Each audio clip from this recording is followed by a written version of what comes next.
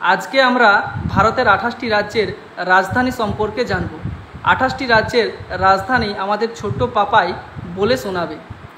পাপাই বলো পশ্চিমবঙ্গের রাজধানী।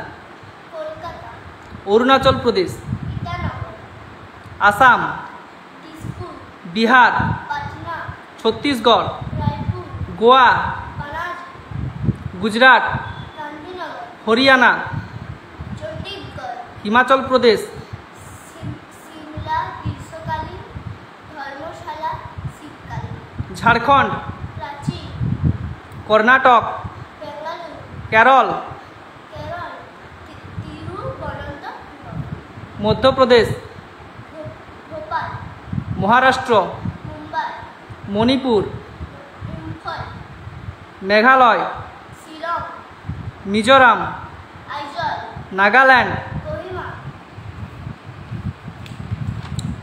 ওড়িশা, ভুবনেশ্বর, পাঞ্জাব, চণ্ডীগড়, রাজস্থান, জয়পুর, সিকিম, গ্যাংটক, তামিলনাড়ু, চেন্নাই, তেলেঙ্গানা, তেলেঙ্গানা, হায়দ্রাবাদ, ত্রিপুরা, আগরতলা, উত্তরপ্রদেশ, উত্তরপ্রদেশ, লখনৌ, উত্তরাখণ্ড, দেরাদুন, অন্ধ্রপ্রদেশ।